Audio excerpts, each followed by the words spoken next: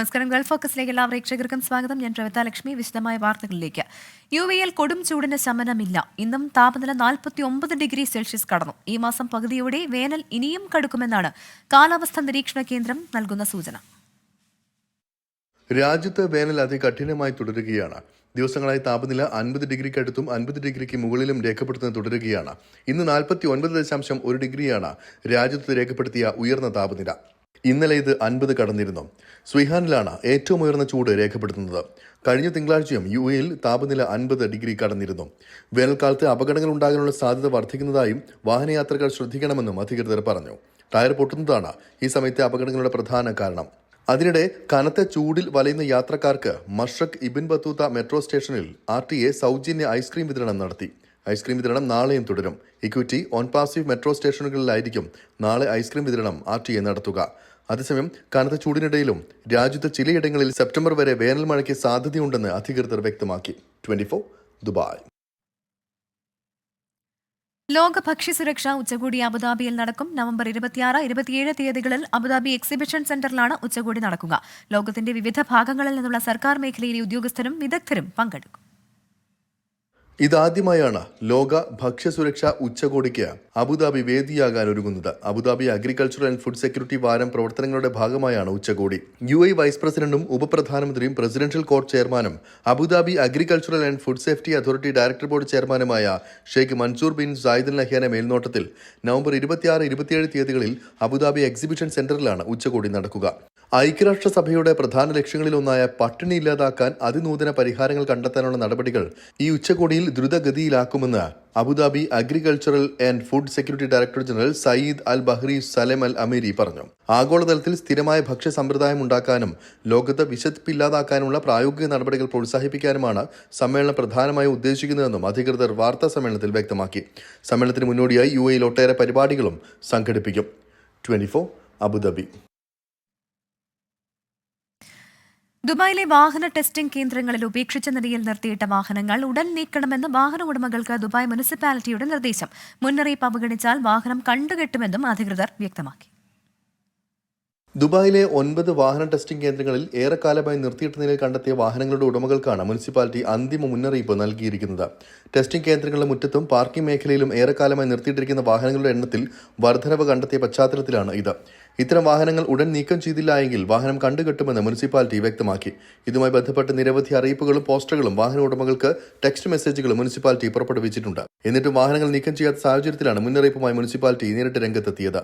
രാജ്യത്തിന് പുറത്ത് യാത്ര ചെയ്യുകയാണെങ്കിൽ വാഹനങ്ങൾക്ക് പാർക്ക് ചെയ്യാൻ അനുയോജ്യമായ സ്ഥലം കണ്ടെത്തേണ്ടതുണ്ടെന്ന് മുനിസിപ്പാലിറ്റി വാഹന ഉടമകളെ ഓർമ്മിപ്പിച്ചു. നേരത്തെ രാജ്യത്തെ റോഡരികിലും കെട്ടിടങ്ങൾക്ക് താഴെയും ഏറെക്കാലം നിർത്തിയിടുന്ന വാഹനങ്ങൾ ഇത്തരത്തിൽ നഗരസഭ കണ്ടുകെട്ടിയിരുന്നു. നഗര ശുചിത്വം കാത്തുസൂക്ഷിക്കാനും നഗരഭംഗി വർദ്ധിപ്പിക്കാനുമാണ് ഇത്തരം നടപടികളെന്ന് മുനിസിപ്പാലിറ്റി വ്യക്തമാക്കി. 24 ദുബായ്. അജ്മാൻ ടൂറിസം വികസന വകുപ്പുമായി സഹകരണ കരാറിൽ ഒപ്പുവെച്ച് ദുബായ് താമസ കുടിയേറ്റ വകുപ്പ്. വിവിധ മേഖലകളിൽ സഹകരണം വർദ്ധിപ്പിക്കുന്നതിനാണ് കരാർ. GDRFA മേധാവി ലഫ്റ്റനന്റ് ജനറൽ മുഹമ്മദ് അഹമ്മദ് അൽ മർറിയും അജ്മാൻ ടൂറിസം വികസന വകുപ്പ് ഡയറക്ടർ ജനറൽ മഹ്മൂദ് ഖലീൽ അൽ ഹാഷിമിയുമാണ് ധാരണാപത്രത്തിൽ ഒപ്പുവെച്ചത്. വകുപ്പുകളുടെ നവീകരണത്തിന് നോളജ് മാനേജ്മെന്റ് എന്നീ മേഖലകളിലെ സഹകരണം വർദ്ധിപ്പിക്കുന്നതാണ് കരാർ. വിവിധ മേഖലകളിൽ തന്ത്രപരമായ പങ്കാളിത്തം വികസിപ്പിക്കുന്നതിനുള്ള GDRFAയുടെ പ്രതിബദ്ധത lieutenant general Mohammed Ahmed Al Marri ചടങ്ങിൽ വിശദീകരിച്ചു.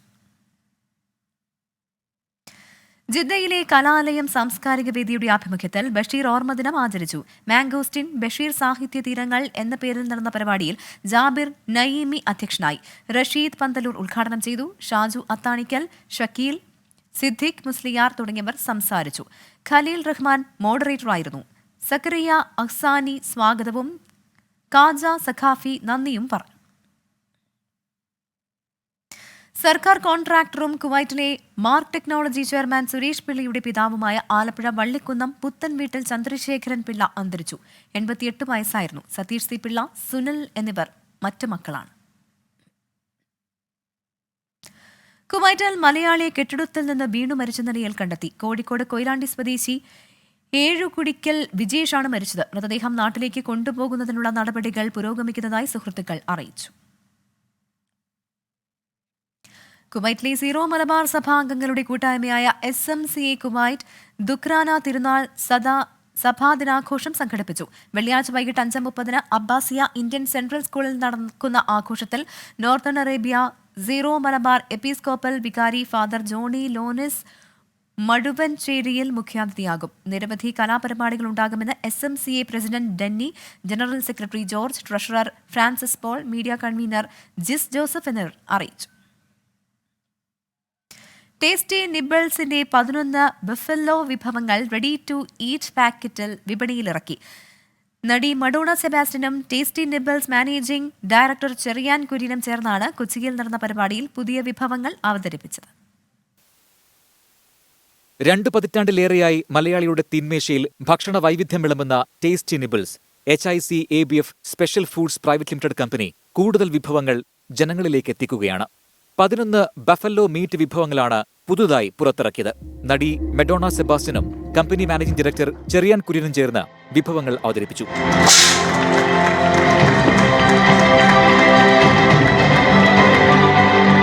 റെഡി ടു ഈറ്റ് പാക്കറ്റുകളിൽ ടേസ്റ്റി നിബിൾസ് ജനങ്ങളിൽ എത്തിക്കുന്നത് 80ഓളം വിഭവങ്ങളാണ്.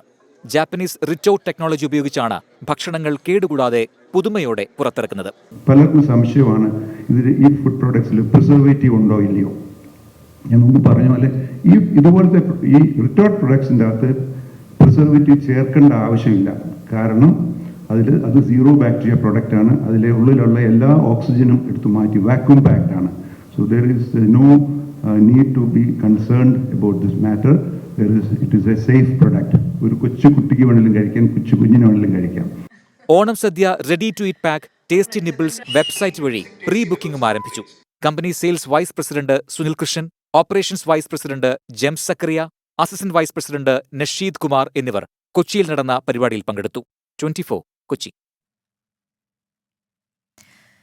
കേരളത്തെ പിടിച്ചുലച്ച ISRO ചാരവൃത്തി കേസ് കെട്ടിച്ചമച്ചതെന്ന CBIയുടെ കുറ്റപത്രം. കേസിൽ അന്വേഷണ ഉദ്യോഗസ്ഥനായിരുന്ന സ്മാർട്ട് വിജയൻ എന്നറിയപ്പെട്ട S വിജയനാണ് കേസ് കെട്ടിച്ചമച്ചതെന്ന് കുറ്റപത്രത്തിൽ ആരോപണമുണ്ട്. പ്രതികൾ ജയിലിൽ പോകണമെന്ന് ആഗ്രഹിക്കുന്നില്ലെന്നും താൻ ജീവിച്ചിരിക്കുമ്പോൾ തന്നെ വിധി വരണമെന്ന് ആഗ്രഹിച്ചിരുന്നുവെന്നും നമ്പി നാരായണൻ പ്രതികരിച്ചു. അന്താരാഷ്ട്ര തലത്തിൽ പോലും ചർച്ചയായതായിരുന്നു ISRO ചാരക്കേസ്. രാജ്യത്തിന്റെ ബഹിരാകാശ നീക്കങ്ങൾക്ക് പോലും തിരിച്ചടിയായ സംഭവം. ആ കേസ് ഒരു പോലീസ് ഉദ്യോഗസ്ഥനുണ്ടായ വ്യക്തിവിരോധം മൂലമാണെന്നുള്ള ഞെട്ടിപ്പിക്കുന്ന വിവരമാണ് CBI കുറ്റപത്രത്തിലുള്ളത്. മുൻ DGP സിബി മാത്യൂസ് അടക്കം 5 പേർ പ്രതികളായ ISRO ചാരക്കേസ് ഗൂഢാലോചനയുടെ കുറ്റപത്രമാണ് പുറത്തുവന്നത്. ചാരക്കേസ് കെട്ടിച്ചമച്ചതെന്നാണ് CBIയുടെ കണ്ടെത്തൽ. തിരുവനന്തപുരത്തെ ഹോട്ടൽ റെയ്ഡിനിടെയാണ് CI ആയിരുന്ന S വിജയൻ മറിയം റഷീദെ കാണുന്നത്. ഹോട്ടൽ മുറിയിൽ വെച്ച് S വിജയൻ മറിയം റഷീദെ കടന്നുപിടിച്ചു. മറിയം റഷീദ എതിർത്തു. ഈ വിരോധത്തിലാണ് വിസ കാലാവധി കഴിഞ്ഞിട്ടും രാജ്യത്ത് തങ്ങിയെന്നാരോപിച്ച് മാലി വനിതയായ മറിയം റഷീദെ പോലീസ് അറസ്റ്റ് ചെയ്തത്. പിന്നീട് കസ്റ്റഡിയിൽ ചോദിച്ചെങ്കിലും കോടതി അനുവദിച്ചില്ല. തുടർന്നാണ് S വിജയൻ ചാരപ്രവർത്തനം ആരോപിച്ച് മറിയം റഷീദയ്ക്കെതിരെ പുതിയ കേസ് രജിസ്റ്റർ ചെയ്തത്. ആദ്യ അറസ്റ്റിനു ശേഷം 12 ദിവസം കഴിഞ്ഞാണ് ചാരക്കേസ് രജിസ്റ്റർ ചെയ്യുന്നത്. അന്നത്തെ Thiruvananthapuram city police commissioner R രാജീവനും IBയുടെ അന്നത്തെ ഡെപ്യൂട്ടി ഡയറക്ടർ RB ശ്രീകുമാറും ചേർന്നാണ് ചാരക്കേസിൽ നമ്പി നാരായണനെ പ്രതി ചേർക്കാൻ നിർദ്ദേശം നൽകിയതെന്ന് കുറ്റപത്രത്തിൽ CBI പറയുന്നു. പോലീസ് കസ്റ്റഡിയിലായിരുന്ന നമ്പി നാരായണനെ ഹിന്ദുസ്ഥാൻ ലാറ്റക്സിന്റെ ഗസ്റ്റ് ഹൗസിൽ വെച്ച് IB ഉദ്യോഗസ്ഥർ ചോദ്യം ചെയ്തു. ഈ സമയം നമ്പി നാരായണന് ക്രൂരമായ മർദ്ദനമേറ്റു. മർദ്ദനമേറ്റ് നമ്പി നാരായണൻ അവശനായെന്നും ഡോക്ടറെ കാണിക്കണമെന്നും പോലീസ് ഉദ്യോഗസ്ഥനായ ജോഷുവാണ് പറഞ്ഞതെന്ന് റിട്ടയർഡ് SP ബേബി ചാൾസ് മൊഴി നൽകിയിട്ടുണ്ട്. താൻ പരിശോധിക്കുമ്പോൾ മർദ്ദനമേറ്റ് നമ്പി നാരായണൻ മൃതപ്രായനായിരുന്നുവെന്ന് പരിശോധിച്ച ഡോക്ടർ സുകുമാരന്റെ മൊഴി. ഇനി മർദ്ദിച്ചാൽ നമ്പി നാരായണൻ മരിച്ചുപോകുമെന്ന് താൻ പോലീസിനോട് പറഞ്ഞതായും ഡോക്ടർ മൊഴി നൽകിയിട്ടുണ്ട്. അന്നത്തെ അന്വേഷണത്തിൽ ചാരപ്രവർത്തനത്തിന് തെളിവ് കണ്ടെത്തിയിട്ടില്ലെന്നാണ് IB അസിസ്റ്റന്റ് ഡയറക്ടറായിരുന്ന വിനോദ് കുമാറിന്റെ മൊഴി. ചാരക്കേസുമായി ബന്ധപ്പെട്ട് വാർത്തകൾ ചോർത്തി നൽകിയത് S വിജയനാണെന്ന മുതിർന്ന മാധ്യമപ്രവർത്തകരുടെ മൊഴിയും കുറ്റപത്രത്തിലുണ്ട്. അതേസമയം കുറ്റപത്രത്തിലെ വിവരങ്ങളെക്കുറിച്ച് നമ്പി നാരായണന്റെ പ്രതികരണം ഇങ്ങനെ: ഇത് ഒരു ടിപ്പിക്കൽ കേസാണ്. അതായത് ഒരു police atrocities against an individual വരികയാണെങ്കിൽ അതിന് റിയാക്ട് ചെയ്യാനായിട്ട് പലരും മടുക്കുകയോ അല്ലെങ്കിൽ അതുവരെ ചെയ്തിട്ടില്ല. ഞാനത് ചെയ്തിട്ടുണ്ട്. അത് സുപ്രീം കോടതിയിലെ ഒരു ജഡ്ജ്മെന്റ് തന്നെ വന്നിട്ടുണ്ട്. ആ ജഡ്ജ്മെന്റിനകത്ത് ക്ലിയർ ആയിട്ട് പറയുന്നുണ്ട് എന്തൊക്കെയാണ് ഇതൊക്കെ ചെയ്യാവുന്നുള്ളത്. They have use special powers അതൊക്കെ. അപ്പൊ അങ്ങനെ വന്നതിന് ശേഷം എന്റെ ജോലി കഴിഞ്ഞെന്ന് ഞാൻ പറയാൻ കാരണം ആ ജഡ്ജ്മെന്റിനോട് കൂടെ എന്റെ ജോലി കഴിഞ്ഞു. ഇനി ഇവർക്ക് പനിഷ്മെന്റ് കിട്ടിയാലും കിട്ടിയില്ലെങ്കിലും ആസ് എൻ ഇൻഡിവിജ്വൽ നമ്പിനാരായണൻ എന്നുള്ള ഒരു വ്യക്തിക്ക് ഇതിനകത്ത് യാതൊരു പ്രശ്നവുമില്ല. എനിക്ക് സത്യം പറഞ്ഞാൽ അവർ ആൾറെഡി പനിഷ്ഡാണ്. ഗൂഢാലോചന, തെളിവ് നശിപ്പിക്കൽ, സ്ത്രീത്വത്തെ അപമാനിക്കൽ, ക്രൂരമായ ദേഹോപദ്രവം ഏൽപ്പിക്കൽ അടക്കമുള്ള കുറ്റമാണ് ഗൂഢാലോചന കേസിൽ CBI ചുമത്തിയിരിക്കുന്നത്. നമ്പി നാരായണൻ എന്ന ശാസ്ത്രജ്ഞന്റെ ജീവിതം, അതിലെല്ലാം അപ്പുറം രാജ്യത്തിന്റെ ചില സ്വപ്നങ്ങൾ. ISRO ചാരക്കേസിന്റെ ഗൂഢാലോചനാ വിവരങ്ങൾ പുറത്തു വരുമ്പോൾ സ്വാഭാവികമായും അത് ദേശീയ ശ്രദ്ധയാകർഷിക്കും. CBI കോടതി ഇനി എന്ത് നിലപാടെടുക്കുമെന്നുള്ളതും ശ്രദ്ധേയം. ഷഫീദ് റൌത്തർ, 24 തിരുവനന്തപുരം. സംസ്ഥാനത്ത് പനി ബാധിച്ച ഇന്ന് 3 മരണം, 13,600 പേർ വിവിധ ആശുപത്രികളിൽ ചികിത്സ തേടി. തിരുവനന്തപുരത്ത് ചികിത്സയിലിരുന്ന ഒരാൾക്ക് കൂടി കോളറ സ്ഥിരീകരിച്ചു. തൃശൂരിൽ 7ാം ക്ലാസ്സുകാരന് അമീബിക് മസ്തിഷ്ക ജ്വരം സ്ഥിരീകരിച്ചു. ഇന്നലെയും ഇന്നുമായി സംസ്ഥാനത്തെ സർക്കാർ ആശുപത്രികളിൽ പനിക്കു ചികിത്സ തേടിയത് 27,356 പേർ. ഇന്നു മാത്രം 13,600 പേർ ചികിത്സ തേടി. ഏറ്റവും കൂടുതൽ പനിബാധിതർ മലപ്പുറത്താണ്. തിരുവനന്തപുരം, എറണാകുളം, തൃശൂർ, പാലക്കാട്, കോഴിക്കോട് ജില്ലകളിൽ 1000-ന് മുകളിലാണ് പ്രതിദിന പനിബാധിതർ. 164 പേർക്ക് ഡെങ്കിപ്പനി സ്ഥിരീകരിച്ചതിനു പുറമെ 470 പേർ ഡെങ്കി ലക്ഷണങ്ങളോടെ ചികിത്സ തേടി. ഡെങ്കി ബാധിതർ കൂടുതൽ കൊല്ലത്ത്. 52 പേർക്കാണ് ഡെങ്കിപ്പനി സ്ഥിരീകരിച്ചത്. 45 പേർക്ക് H1N1-ഉം 24 പേർക്ക് മഞ്ഞപ്പിത്തവും സ്ഥിരീകരിച്ചു. ഇന്നലെ 225 പേർക്ക് ഡെങ്കിപ്പനിയും 20 പേർക്ക് എലിപ്പനിയും 38 പേർക്ക് മഞ്ഞപ്പിത്തവും 37 പേർക്ക് H1N1-ഉം സ്ഥിരീകരിച്ചിരുന്നു. കഴിഞ്ഞ ദിവസങ്ങളിലുണ്ടായ 8 മരണങ്ങൾ ഡെങ്കിപ്പനി, മഞ്ഞപ്പിത്തം, H1N1, എലിപ്പനി എന്നിവ മൂലമെന്ന് ആരോഗ്യവകുപ്പ് ഇന്നും ഇന്നലെയുമായി സ്ഥിരീകരിച്ചു. ഒരാൾ വയറിളക്ക രോഗം മൂലം മരിച്ചതായും ആരോഗ്യവകുപ്പ് വ്യക്തമാക്കി. തിരുവനന്തപുരം മെഡിക്കൽ കോളേജിൽ ചികിത്സയിലുള്ള 25-കാരന് ഇന്ന് കോളറ സ്ഥിരീകരിച്ചു. നെയ്യാറ്റിൻകരയിലെ സ്വകാര്യ ഭിന്നശേഷി പുനരധിവാസ കേന്ദ്രത്തിലെ അന്തേവാസിയാണ്. ഇതോടെ തിരുവനന്തപുരത്ത് കോളറ സ്ഥിരീകരിച്ചവരുടെ എണ്ണം 2ആയി. മെഡിക്കൽ കോളേജിൽ 14 പേരും SAT ആശുപത്രിയിൽ 2ഉം ഐരാണിമുട്ടത്തെ ഐസൊലേഷൻ വാർഡിൽ 6 പേരും കോളറ രോഗലക്ഷണങ്ങളോടെ ചികിത്സയിലുണ്ട്. തൃശൂർ സ്വദേശിയായ 12 വയസ്സുകാരൻ്റെ ആരോഗ്യനിലയിൽ പുരോഗതിയുണ്ട്. തൃശൂർ പാടൂർ സ്വദേശിയായ 7ാം ക്ലാസ് വിദ്യാർത്ഥിയാണ് അമീബിക് മസ്തിഷ്ക ജ്വരം ബാധിച്ച് അമൃത ആശുപത്രിയിൽ ചികിത്സയിലുള്ളത്. വിവിധ ബ്യൂറോകൾക്കൊപ്പം 24 തിരുവനന്തപുരം. ക്ഷേമ പെൻഷൻ ഉൾപ്പെടെയുള്ളവയിലെ കുടിശ്ശിക സമയബന്ധിതമായി കൊടുത്തു തീർക്കുമെന്ന് മുഖ്യമന്ത്രി പിണറായി വിജയൻ. നിയമസഭയിൽ പ്രത്യേക പ്രസ്താവനയിലാണ് മുഖ്യമന്ത്രി ഇക്കാര്യം വ്യക്തമാക്കിയത്. സാമ്പത്തിക പ്രതിസന്ധിയുമായി ബന്ധപ്പെട്ട പ്രതിപക്ഷ വിമർശനങ്ങൾ മുഖ്യമന്ത്രി ശരിവെച്ചെന്ന് പ്രതിപക്ഷ നേതാവ് VD സതീശൻ പ്രതികരിച്ചു. കേന്ദ്ര ഗ്രാന്റിൽ 3 വർഷം കൊണ്ട് 19,000 കോടി രൂപയുടെ കുറവുണ്ടായെന്ന് മുഖ്യമന്ത്രി പിണറായി വിജയൻ. തനതു വരുമാനം 56% വർദ്ധിപ്പിച്ചാണ് സംസ്ഥാനം പിടിച്ചുനിന്നത്. ക്ഷേമ പെൻഷൻ കുടിശ്ശിക സമയബന്ധിതമായി കൊടുത്തു തീർക്കും. പെൻഷൻ തുക കൂട്ടാനാണ് സർക്കാർ ലക്ഷ്യമെന്നും മുഖ്യമന്ത്രി നിയമസഭയിൽ പറഞ്ഞു. ചട്ടം 300 അനുസരിച്ച് നിയമസഭയിൽ നടത്തിയ പ്രസ്താവനയിലാണ് മുഖ്യമന്ത്രി ഇക്കാര്യം വ്യക്തമാക്കിയത്. ക്ഷേമാനുകൂല്യങ്ങൾ ജനങ്ങൾക്ക് വിതരണം ചെയ്യണമെന്ന കാര്യത്തിൽ സർക്കാരിന് നിർബന്ധമുണ്ട്. അതുകൊണ്ട് ഈ കുടിശ്ശിക നിവാരണം ഒരു സമയബന്ധിത പരിപാടിയായി ഏറ്റെടുത്ത് നടത്താൻ സർക്കാർ ഉദ്ദേശിക്കുന്നു. ജീവനക്കാരുടെ DA, ശമ്പള പരിഷ്കരണ കുടിശ്ശിക എന്നിവയുടെ 2 ഗഡു ഈ വർഷം മുതൽ നൽകുമെന്നും മുഖ്യമന്ത്രി. സർക്കാരിനെതിരെയുള്ള പ്രതിപക്ഷ വിമർശനം ശരിവെക്കുന്നതാണ് മുഖ്യമന്ത്രിയുടെ പ്രസ്താവനയെന്ന് പ്രതിപക്ഷ നേതാവ് VD സതീശൻ. കഴിഞ്ഞ 3 വർഷക്കാലമായി ഈ പ്രതിപക്ഷം പറഞ്ഞ കാര്യങ്ങൾക്ക്, ഞങ്ങൾ ആവശ്യപ്പെട്ട കാര്യങ്ങൾക്ക്, ഞങ്ങൾ നിങ്ങളെ വിമർശിച്ച കാര്യങ്ങൾക്കുള്ള അംഗീകാരമായിട്ടാണ് ഞാൻ ഈ 300 സ്റ്റേറ്റ്മെന്റിനെ കാണുന്നത്. ഞങ്ങൾ പറഞ്ഞതെല്ലാം ശരിയാണ് എന്ന് അടിവരയിടുകയാണ് മുഖ്യമന്ത്രി സ്റ്റേറ്റ്മെന്റിലൂടെ. സർ, സർക്കാരിന്റെ മുൻഗണനയാണ് മുഖ്യമന്ത്രി പ്രഖ്യാപിച്ചതെന്നും പറഞ്ഞതെല്ലാം നടപ്പാക്കുമെന്നും ധനമന്ത്രി KN ബാലഗോപാൽ. പ്രതിപക്ഷം തലക്കെട്ടിനു വേണ്ടി സംസാരിക്കുമ്പോൾ വസ്തുതകൾ മറക്കരുതെന്നും മന്ത്രി. ലോക്സഭാ തെരഞ്ഞെടുപ്പിലേറ്റ കനത്ത പരാജയത്തിനു പിന്നാലെയാണ് ക്ഷേമ പെൻഷൻ കുടിശ്ശിക തീർക്കാനുള്ള സർക്കാർ തീരുമാനം. 24 തിരുവനന്തപുരം. സ്ത്രീകൾക്കെതിരായ അതിക്രമങ്ങളിൽ നിയമസഭയിൽ ഭരണപ്രതിപക്ഷ വാക്പോര്. അടിയന്തര പ്രമേയത്തിന് അനുമതി തേടിയ KK രമ സർക്കാരിനെ കടന്നാക്രമിച്ചു. രാഷ്ട്രീയം നോക്കാതെ കുറ്റക്കാർക്കെതിരെ നടപടിയെടുക്കണമെന്ന് പ്രതിപക്ഷ നേതാവ് VD സതീശൻ ആവശ്യപ്പെട്ടു. മുഖം നോക്കാതെ നടപടിയെടുക്കുമെന്ന് മന്ത്രി വീണ ജോർജ് മറുപടി നൽകി. സ്ത്രീകൾക്കും കുട്ടികൾക്കുമെതിരെ വർദ്ധിച്ചു വരുന്ന അതിക്രമങ്ങളിൽ സർക്കാർ ഒന്നും ചെയ്യുന്നില്ലെന്ന് പ്രതിപക്ഷം കുറ്റപ്പെടുത്തി. കുസാറ്റ, KCA പീഡന പരാതികളും SFI മുൻ നേതാവ് അശ്ലീല ചിത്രം പ്രചരിപ്പിച്ചെന്ന ആരോപണവും നടി ആക്രമിക്കപ്പെട്ടതുമെല്ലാം പ്രതിപക്ഷം ആയുധമാക്കി. ഇരയ്ക്കൊപ്പം നിൽക്കുന്നുവെന്ന് പറയുകയും വേട്ടക്കാരനൊപ്പം കുതിക്കുകയും ചെയ്യുന്ന സർക്കാർ എന്ന അടിയന്തര പ്രമേയത്തിന് അനുമതി തേടിയ KK രമ MLA. വളരെ ഗുരുതരമാണ് സർ ഈ കേരളത്തിൽ സ്ത്രീകൾക്കെതിരെ നടക്കുന്ന അതിക്രമങ്ങൾ. ഇരയ്ക്കൊപ്പം നിൽക്കുകയും എന്ന് പറയുന്നത് വേട്ടക്കാരനൊപ്പം കിതക്കുകയും ചെയ്യാണ് സർ ഈ സർക്കാർ. അതാണ് ഈ സർക്കാർ പെൺകുട്ടികൾക്ക് നേരെ നടക്കുന്നത്. മുഖ്യമന്ത്രിക്ക് പകരം കെ രമയുടെ നോട്ടീസിന് മറുപടി നൽകിയത് ആരോഗ്യമന്ത്രി വീണ ജോർജ്. കുറ്റക്കാർക്കെതിരെ മുഖം നോക്കാതെ നടപടിയെടുക്കുമെന്ന് മന്ത്രി പറഞ്ഞു. സ്ത്രീകളെ ആക്ഷേപിക്കുന്ന സൈബർ സംഘങ്ങളെ കോൺഗ്രസ് സംരക്ഷിക്കുകയാണെന്ന ആരോപണം. സ്ത്രീകൾക്കും കുട്ടികൾക്കുമെതിരെയുള്ള പൊതു നിലപാടുണ്ടാകണം. ആ നിലപാടിൽ ഇങ്ങനെയുള്ള സങ്കുചിതമായിട്ടുള്ള രാഷ്ട്രീയ നിലപാടുകൾ ഉണ്ടാകാൻ പാടില്ല. അതിലൊരു നിലപാടേ പാടുള്ളൂ. അത് ആരതിക്രമം ചെയ്താലും അവർക്കെതിരെ ശക്തമായ നടപടിയെടുക്കണമെന്നുള്ളതാണ് സാർ അതിലുള്ള നിലപാട്. അത് മുഖം നോക്കാതെ നടപടിയെടുക്കും സാർ. അതിലേതറ്റം വരെ സർക്കാർ പോകും സാർ. ആരോഗ്യമന്ത്രിയോട് മറുപടി തള്ളിയ പ്രതിപക്ഷ നേതാവ് V D Satheesan CPIM, SFI, DYFI പ്രവർത്തകർ ഉൾപ്പെട്ട കേസുകൾ സഭയിൽ ഉന്നയിച്ചു. കാപ്പ പ്രതിയെ മാലയിട്ട് സ്വീകരിച്ച മന്ത്രിയാണ് സഭയിൽ മറുപടി പറഞ്ഞതെന്ന പരിഹാസം. കോഴിക്കോട് മെഡിക്കൽ കോളേജ് പീഡന കേസിൽ അതിജീവിതയ്ക്കൊപ്പം നിന്ന നഴ്സിനെ സ്ഥലം മാറ്റിയ ആളാണ് ആരോഗ്യമന്ത്രിയെന്നും വി ഡി സതീശൻ കുറ്റപ്പെടുത്തി. ഒരു പെൺകുട്ടി പീഡിപ്പിക്കപ്പെട്ടു എന്ന് ബോൾഡായി അതിന് മൊഴി കൊടുത്ത ആ സ്ത്രീയെ മെഡിക്കൽ കോളേജിൽ നിന്ന് ഇടുക്കിയിലേക്ക് സ്ഥലം മാറ്റിയ ആളാണ് ഈ ആരോഗ്യമന്ത്രി. സ്വീകരണം നൽകിയ ആളുടെ പേരിലുള്ളത് രാഷ്ട്രീയ കേസുകൾ മാത്രമെന്ന വീണ ജോർജിന്റെ ന്യായീകരണം. അടിയന്തര പ്രമേയ നോട്ടീസിന് മുഖ്യമന്ത്രി മറുപടി പറയാത്തതിൽ കെ രമ ആക്ഷേപമുന്നയിച്ചു. സ്പീക്കർ അനുമതി നിഷേധിച്ചതിൽ പ്രതിഷേധിച്ച പ്രതിപക്ഷം സഭയിൽ നിന്ന് ഇറങ്ങിപ്പോയി. 24 തിരുവനന്തപുരം. പത്തനംതിട്ടയിൽ കാപ്പ പ്രതിക്കൊപ്പം CPIMൽ ചേർന്ന യുവാവിനെ കഞ്ചാവുമായി പിടികൂടി. മയിലാടുംപാറ സ്വദേശി യദുകൃഷ്ണനെയാണ് കഴിഞ്ഞ ദിവസം അറസ്റ്റ് ചെയ്തത്.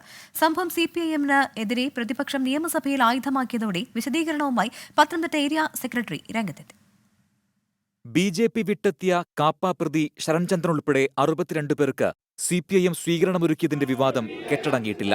ന്യായീകരിക്കാൻ CPIM ശ്രമിക്കുന്നതിനിടെയാണ് സ്വീകരണം ലഭിച്ച സംഘത്തിലെ യദുകൃഷ്ണനെ പത്തനംതിട്ട കുമ്പഴയിൽ നിന്ന് കഞ്ചാവുമായി എക്സൈസ് പിടികൂടിയത്. 2 ഗ്രാം കഞ്ചാവ് ഇയാളിൽ നിന്ന് കണ്ടെടുത്തു. അറസ്റ്റ് രേഖപ്പെടുത്തിയ ശേഷം ഇയാളെ ജാമ്യത്തിൽ വിട്ടു. സംഭവം CPIMനെതിരെ പ്രതിപക്ഷം നിയമസഭയിൽ ആയുധമാക്കി. സാർ, ഒരു 12 ക്രിമിനൽ കേസിൽ പ്രതി ഒരാൾ, കാപ്പ കേസിൽ പ്രതി. സാർ, അയാളെ ഒരു മന്ത്രി സത്യപ്രതിജ്ഞ ചെയ്ത് അധികാരത്തിൽ വന്ന മന്ത്രി മാലയിട്ട് സ്വീകരിക്കുകയാണ് പാർട്ടിയിലേക്ക്. എന്ത് മെസ്സേജാണ് സാർ കൊടുക്കുന്നത്? എക്സൈസിലെ ഒരു ഉദ്യോഗസ്ഥനും യുവമോർച്ച നേതാവും ചേർന്ന് യദുകൃഷ്ണനെ കള്ളക്കേസിൽ കുടുക്കുകയാണെന്ന വിശദീകരണവുമായി തൊട്ടുപിന്നാലെ CPIM പത്തനംതിട്ട ഏരിയ നേതൃത്വം രംഗത്തെത്തി. യദുകൃഷ്ണനുമായി സംസാരിച്ചപ്പോൾ അത്തരം ഒരു കഞ്ചാവ് ജീവിതത്തിൽ ഇന്ന് വരെ ഉപയോഗിച്ചിട്ടില്ല. എന്നെ മോശപ്പെടുത്തുന്നതിന് വേണ്ടി ഉണ്ടാക്കിയ ഗൂഢാലോചനയുടെ ഭാഗമാണ് ഈ കേസ് എന്നാണ് യദുകൃഷ്ണൻ പറഞ്ഞിരിക്കുന്നത്. യദുകൃഷ്ണൻ ഇതുമായി ബന്ധപ്പെട്ട് SP-ക്കും ബഹുമാനപ്പെട്ട എക്സൈസ് വകുപ്പ് മന്ത്രിക്കുമെല്ലാം പരാതി നൽകാൻ തയ്യാറായിട്ടുണ്ട്. കാപ്പ കേസ് പ്രതിയെ പാർട്ടിയിലേക്ക് സ്വീകരിച്ചതിന് പിന്നാലെ തുടരെയുണ്ടാകുന്ന വിവാദങ്ങൾ പാർട്ടിയെ സമ്മർദ്ദത്തിലാക്കിയിട്ടുണ്ട്. തിരുവനന്തപുരം ബ്യൂറോയ്ക്കൊപ്പം 24 പത്തനംതിട്ട. വിഴിഞ്ഞം തുറമുഖം യാഥാർത്ഥ്യത്തിലേക്ക്.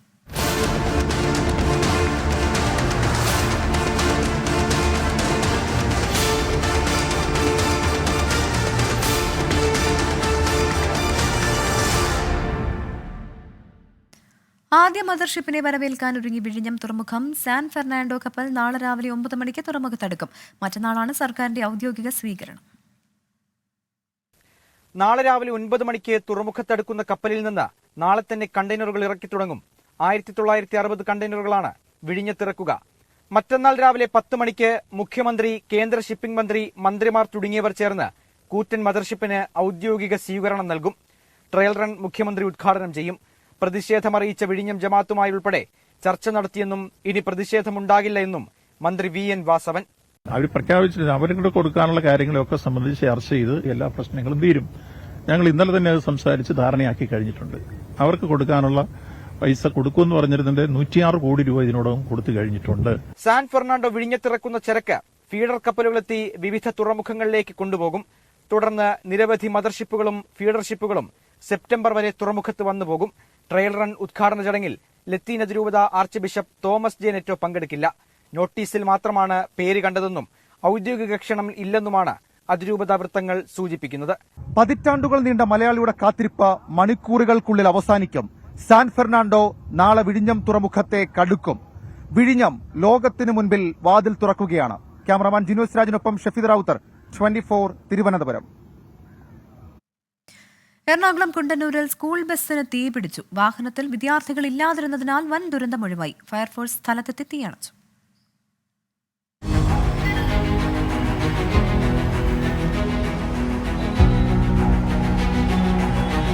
രാവിലെ 8:30യോടെയാണ് കുണ്ടന്നൂരിന് സമീപം തേവര SH സ്കൂളിന്റെ ബസ്സിന് തീപിടിച്ചത്. ബസിന്റെ മുൻഭാഗത്ത് പുക ഉയരുന്നത് കണ്ട് ഡ്രൈവർ ഫയർ എക്സ്റ്റിംഗ്വിഷർ ഉപയോഗിച്ച് തീയണയ്ക്കാൻ ശ്രമിച്ചെങ്കിലും തീ പടരുകയായിരുന്നു. പിന്നാലെ അതുവഴി വന്ന കുടിവെള്ള ടാങ്കറിലെ വെള്ളം ഉപയോഗിച്ച് തീയണയ്ക്കാൻ ശ്രമിച്ചെങ്കിലും അതും ഫലം കണ്ടില്ല. തൃപ്പൂണിത്തുറയിൽ നിന്നെത്തിയ 2 യൂണിറ്റ് ഫയർ എഞ്ചിനുകളുടെ സഹായത്തോടെയാണ് തീ നിയന്ത്രണ വിധേയമാക്കിയത്. ബസ് പൂർണ്ണമായും കത്തിനശിച്ചു. ഡ്രൈവറും ബസ്സിലുണ്ടായിരുന്ന സഹായിയും പരിക്കുകളേൽക്കാതെ രക്ഷപ്പെട്ടു. ഷോർട്ട് സർക്യൂട്ടാണ് അപകടകാരണമെന്ന വിവരം. 24 കൊച്ചി. ആലുവ എടയപ്പുറത്ത് 8 വയസ്സുകാരിയെ തട്ടിക്കൊണ്ടുപോയി പീഡിപ്പിച്ച പ്രതി ക്രിസ്റ്റൻ രാജനെ ഇരയായ പെൺകുട്ടി തിരിച്ചറിഞ്ഞു. പെരുമ്പാവൂർ പോക്സോ കോടതിയിൽ ഹാജരാക്കിയപ്പോഴാണ് പ്രതിയെ കുട്ടി തിരിച്ചറിഞ്ഞത്. കേസിന്റെ വിചാരണ ആരംഭിച്ചു. കഴിഞ്ഞ ദിവസം പ്രതിയെ വീഡിയോ കോൺഫറൻസ് വഴി ഹാജരാക്കിയെങ്കിലും ഇരയായ പെൺകുട്ടിക്ക് തിരിച്ചറിയാൻ സാധിച്ചില്ല. തുടർന്നാണ് ഇന്ന് നേരിട്ട് പ്രതിയെ ഹാജരാക്കാൻ പെരുമ്പാവൂർ പോക്സോ കോടതി നിർദ്ദേശിച്ചത്. പ്രതിയെ തിരിച്ചറിഞ്ഞ പെൺകുട്ടി കോടതിയിൽ ഭയപ്പാടോടെ കരഞ്ഞെന്ന് പബ്ലിക് പ്രോസിക്യൂട്ടർ വ്യക്തമാക്കി. ഇരയുടെ വിസ്താരം പൂർത്തിയായി. ഇന്ന് 3ഉം 5ഉം സാക്ഷികളെയും വിസ്തരിച്ചു. വിചാരണ 12-ാം തീയതി വീണ്ടും പുനരാരംഭിക്കും. 2023 സെപ്റ്റംബർ 7-നാണ് ക്രിസ്റ്റ്യൻ രാജ് പെൺകുട്ടിയെ വീട്ടിൽ നിന്ന് കടത്തിക്കൊണ്ടുപോയി പീഡിപ്പിച്ചത്. 650 പേജുകളുടെ കുറ്റപത്രമാണ് പോലീസ് സമർപ്പിച്ചത്. 24 കൊച്ചി. ഗൾഫ് ഫോക്കസ് പൂർണ്ണമാകുന്നു. Good night.